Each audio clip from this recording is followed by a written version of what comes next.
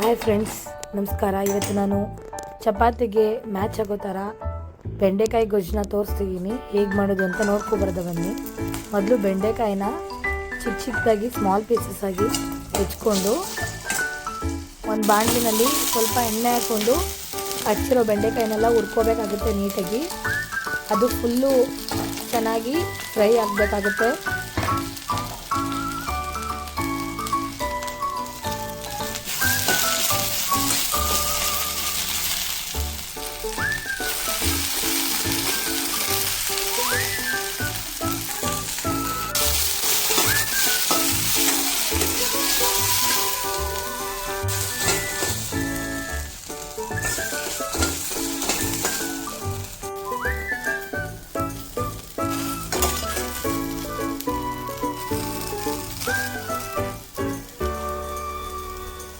ನೋಡಿದ್ರಲ್ಲಿ ಕಾಣಿಸ್ತಾ ಇರ್ಬೋದು. ಈ ಥರ ಫ್ರೈ ಆದಮೇಲೆ ಅದನ್ನು ಒಂದು ಪ್ಲೇಟ್ಗೆ ಹಾಕಿ ಎತ್ತಿಕೊಬಿಡೋದ. ಅದಾಗಿರಲಿ. ನೆಕ್ಸ್ಟ್ ಅದೇ ಬಾಣಲಿ ಇಟ್ಕೊಂಡು ಅದಕ್ಕೆ ಸ್ವಲ್ಪ ಎಣ್ಣೆ ಹಾಕ್ಕೊಂಡು ಒಂದು 3-4 ಸ್ಪೂನ್ ಆಗೋಷ್ಟು ಎಣ್ಣೆ ಹಾಕ್ಕೊಂಡು ಬಿಸಿ ಆದಮೇಲೆ ಸಾಸಿವೆ, ಜೀರಿಗೆ, ಕಡಲೆಬೇಳೆ ಮತ್ತು ಉದ್ದಿನಬೇಳೆ ಇಷ್ಟು ಹಾಕ್ಕೊಂಡು ಫ್ರೈ ಮಾಡ್ತಾಯಿದ್ದೀನಿ.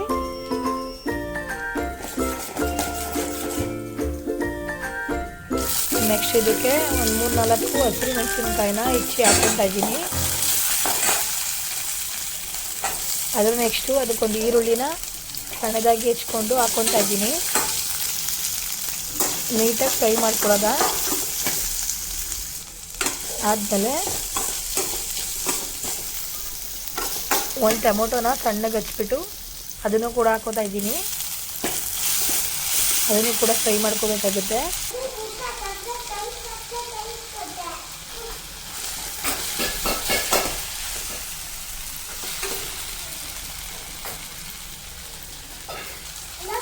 ನೆಕ್ಸ್ಟ್ ಇದಕ್ಕೆ ಕರ್ಬೇವಿನ ಸೊಪ್ಪು ಹಾಕ್ಕೊತಾ ಇದ್ದೀನಿ.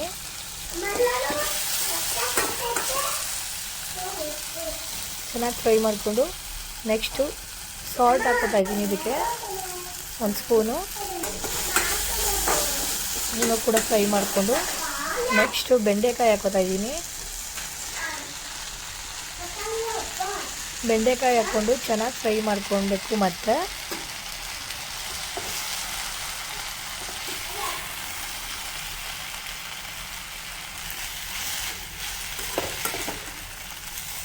ಈ ಥರ ಫ್ರೈ ಆದಮೇಲೆ ಇದಕ್ಕೆ ಸಾಂಬಾರು ಪುಡಿ ಇರುತ್ತಲ್ಲ ಅದನ್ನು ಒಂದು 2 ಸ್ಪೂನ್ ಹಾಕ್ಕೊಳ್ಳೋಣ. ಚೆನ್ನಾಗಿರುತ್ತೆ ಟೇಸ್ಟು.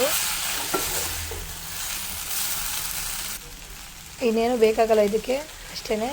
ಆಮೇಲೆ ಅದು ಸೀದೋಗ್ಬಿಡುತ್ತೆ ನೀರಿಲ್ಲ ಅಂತಂದರೆ ಅದಕ್ಕೆ 1 ಗ್ಲಾಸ್ ನೀರು ಹಾಕ್ಕೊತಾ ಇದ್ದೀನಿ. ಅದಕ್ಕೆ ನೀರು ಹಾಕ್ಕೊಂಡ್ರೆ ಚೆನ್ನಾಗಿ ಬೇಯುತ್ತೆ. ಅದು ಸೀದೋಗೋದು ಕೂಡ ಇರಲ್ಲ. ನೀಟಾಗಿ ಹಾಕ್ಕೊಂಡ್ಮೇಲೆ ಈ ಥರ ಕುದಿಯೋಕ್ಕೆ ಬಿಟ್ಬಿಟ್ಟು ನೆಕ್ಸ್ಟು ಅದಕ್ಕೆ ತೆಂಗಿನಕಾಯಿ ತುರಿನ ಹಾಕ್ಕೊತಾ ಇದ್ದೀನಿ. ಇದು ಬೇಕಿದ್ರೆ ಹಾಕ್ಕೋಬೋದು, ಇಲ್ಲಾಂದರೆ ಸ್ಕಿಪ್ ಮಾಡ್ಬೋದು. ಬಟ್ ಹಾಕಿದ್ರೆ ಟೇಸ್ಟು ಡಿಫ್ರೆಂಟಾಗಿ ಬರುತ್ತೆ, ಚೆನ್ನಾಗಿ ಬರುತ್ತೆ. ಸೊ ಅದನ್ನು ಹಾಕ್ಕೊಂಡು ಫ್ರೈ ಮಾಡ್ಕೊತಾ ಇದ್ದೀನಿ. ನೋಡಿ, ಕಾಣ್ತಾ ಇರ್ಬೋದು ಯಾವ ಥರ ಇದೆ ಅಂತ ಅಂದ್ಬಿಟ್ಟು ಫೈನಲ್ ಆಗಿ.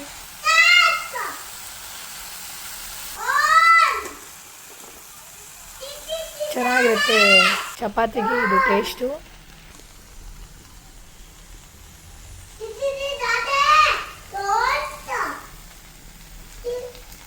ತುಂಬ ಚೆನ್ನಾಗಿ ಬಂದಿತ್ತು. ಚಪಾತಿಗೆ ಒಳ್ಳೆ ಮ್ಯಾಚಿಂಗ್ ಅಂತ ಹೇಳ್ಬೋದು. ಅದಕ್ಕೋಸ್ಕರನೇ ವಿಡಿಯೋ ಮಾಡಾಕ್ತೆ.